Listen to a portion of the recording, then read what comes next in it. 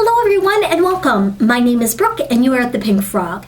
Today in Chicago, it's a beautiful, bright, sunny day. It's supposed to get up to the 50s, but it feels more like 30 outside. So I thought it would be a great day to do a share with you guys.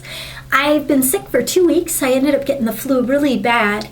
And I was going to bring to you a St. Patrick's Day small haul and dress.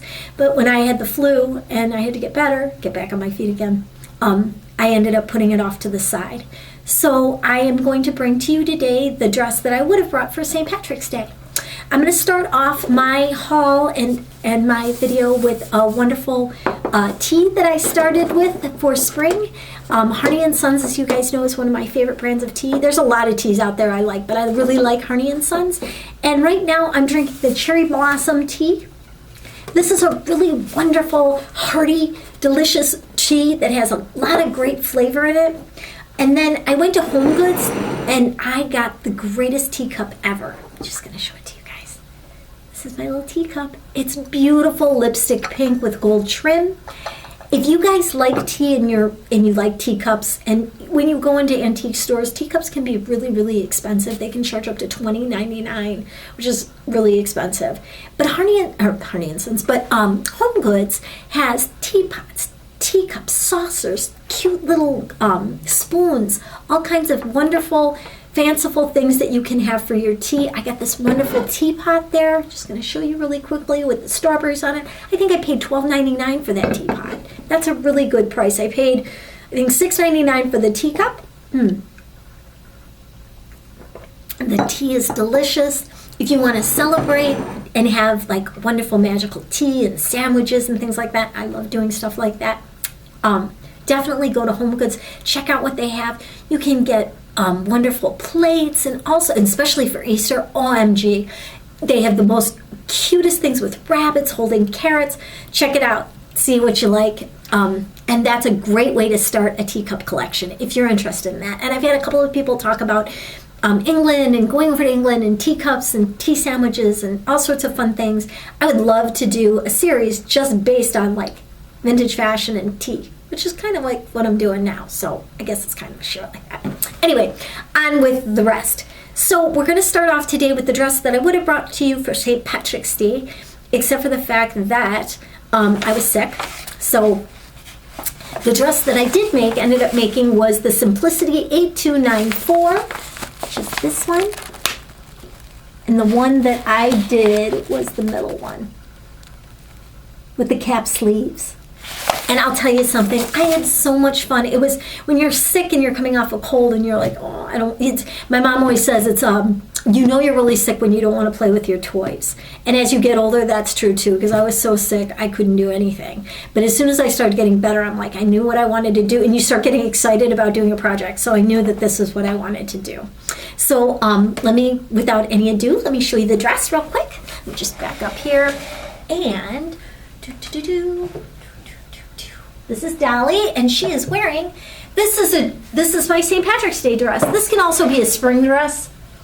And I did it with the little puff sleeves, which is really cute. I always think of Anne in Green Gables with puff sleeves. And the wonderful details that I love on this dress, besides the fabric I got at Hobby Lobby, and they're little fox bunnies. And it does look like there are shamrocks around the little fox and bunnies, but they're not. They're just little leaves. But they did have the St. Patrick's Day vibe. You've got butterflies, and I chose moss green. Moss green is, I'm one of those 70s girls. Moss green everything was moss green when I was a kid. You had like moss green refrigerators and stoves or avocado green. So it's a color that is true to my heart and harkens back to my childhood. So I thought this was really springy and had all the right colors for spring, and the little fox that's on there. The details that are on there are really cute. You've got the buttonholes and you've got the wraparound right in here, which is really neat. And I got big buttons from Joanna Fabrics, and I screwed up on the collar. I used white thread, which I don't know why I used white thread. I was out of my mind. I had a fever for 4 days of 101. So I used white thread with green fabric, but you can see that the white thread kind of bleeds through a little bit. I really didn't do well on the collar on this. Next time I make the dress, I'll read the instructions better. This is the little side, and then you've got a zipper right here, which I'm really proud of. I did really well on the zipper. And I just have a shirt underneath this because I don't know, it was on here to begin with. So, but this is the dress, and I highly recommend it. I'm going to come around to the other side and give you guys an extreme close-up of the fabric.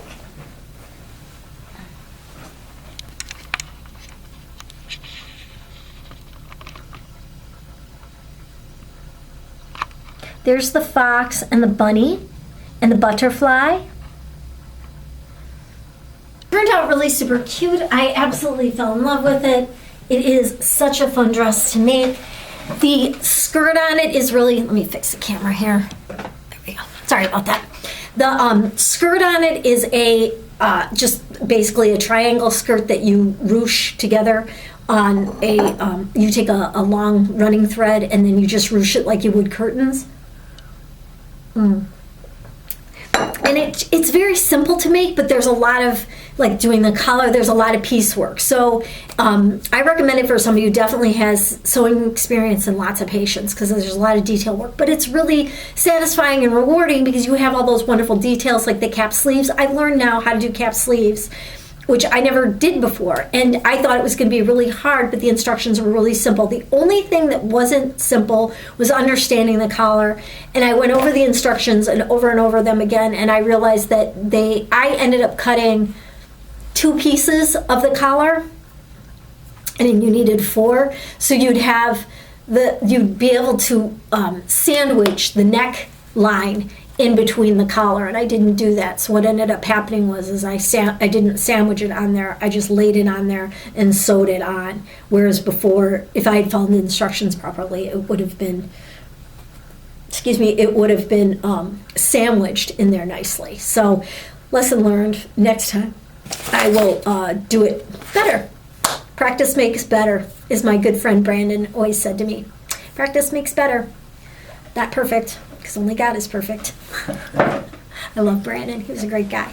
Anyway, I act like he's dead. Brandon is a coworker of mine that I just absolutely adored, and I still adore. And he would always say, Brooke, because I'd get down on myself. He'd say, Brooke, practice makes better. And that always stuck with me, because I have a tendency to get down on myself when I'm like, oh, I just can't do this. So I always hear Brandon's voice inside me saying, Brooke, practice makes better. So you guys remember that too. Practice makes better. So on to the next. I'm going to do a small little haul of some wonderful patterns that I got. Joanna Fabrics has patterns on sale. You've got Burda was on sale. Simplicity was on, and still is, I think, on sale till, no, maybe it's not. I think it was until Monday. Burda, Simplicity, and Butterick, I think was on sale. So I ended up, I don't know. I don't see anything different this year in the patterns. I really don't. I'm like, nothing's really like rocking my boat anyway at all. I'm really kind of disappointed. I wanted to be like, oh my gosh, I really like this. And, these are all $1.99. So I was like, I mean, $1.99 is enough to convince somebody to buy something for pattern-wise. Nothing for me. I was just like, eh. So I went to Burda, which I was really excited about because they have really neat patterns. And they were on sale they were more than, I think they were $2 or $2 something. So let's begin. The pattern that I got was the Burda Style 6342. And I really like this one. I just thought that was really super neat. You only need 2 yards of fabric for that skirt. It looks like a lot of fabric, but you only need 2 yards of it. Up until, 2 yards for view A, which is really super cool. This would be really neat with some scuba fabric, which hasn't been, that's another thing I haven't seen a lot either, is scuba fabric. Lots of knits though. Cool knits out there, really cool knit fabric. The other one that I got was the Burda Style 6609. I love this one right here with the pockets. It looks warm and cozy. I also like the white one too, right there. I'm sorry, I still have like stuff going on with me. I also got the Burda Style 6341, and I saw this and I just wanted to be this girl. She's just so pretty and feminine. Look at that. Isn't that cute? This one right here. Look at her. That's just a really super cute look. I love the fabric that she has. I don't know where I can find that. Very cute. I go to the beach a lot. One of the things that I like to do is like be snuggly because it gets cold at night on the beach, or when, like, as soon as the sun starts going down. So I thought it'd be fun to do the Burda style. This is 6310, and the one that I like is this one. And it's got the hoodie on it, and you can the drawstring below. Really super cute. I like this too, the other one too, but I like this one better.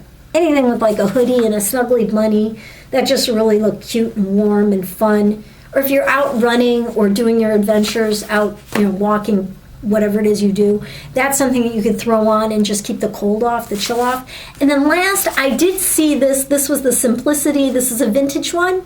This is the 4677, and these are hats. And I love the hats on this. Really, oops, sorry, didn't mean to cover her face. Really super cute. I love the little gnome hat. It's so adorable. Oh my goodness. They even have like the wedding veil hat, which is right there, which I thought was really neat. So those are my shares, and that's my make for this month. I had a request from Cat Lady Lion, hello Cat Lady Lion. She asked about doing a room tour for where my sewing is, and just a quick backstory. Our house was built in the 1940s, so it's like a farmhouse deal, and I have to paint my office. My office is where I do my sewing, my knitting, my creativity. I've got books galore in there, and I definitely want to do a room tour, but I'd like to paint in there first. I can do a before and after probably. I'm a big collector of things from the 70s just because I love that time. During the 70s, everybody was doing things really creatively. My mom was a jewelry maker. She was a goldsmith and a silversmith, among 1,000 other things. She worked for the GIA. She was an appraiser. But I was always, during the 70s, I was always in that. I was in where people were throwing pots, people were doing things with metalwork and a torch and a blowtorch, and during this, and like doing ceramics, and setting up like all these fairs, and metal goldsmithing, silversmithing. So I was around all that stuff a lot as a kid, and that rubbed off on me a lot of the artwork, a lot of the things that were 70s style. So you'll see that in there. And that's just my little twist. I love my office. It's my place where my best creativity takes place, but it's rough in there. It needs a good painting, and it needs some updating. Not updating, but there's some things I definitely want to do. I'm a big reader, so I have to do some shelves in there and stuff. But I definitely will do a before and after, and I wanted to say a shout out to Cat Lady Lion. Thank you so much, yay, for suggesting that, because that's a really cool suggestion. If you guys would like to see more of certain things or less of certain things, if you like what you see, let me know in the comments below, because I'll bring stuff to you guys. If you guys like me showing teapots and tea and sharing that's really cool. I don't mind doing that along with the sewing or antiques or vintage hauls. Whatever you guys like, let me know in the comments below. I appreciate everybody coming in and leaving comments. That makes me so happy, especially when I was sick. Everybody was so generous with everything they say, and I am truly thankful from the bottom of my heart for all the comments that everybody leaves, and I just want to say thank you.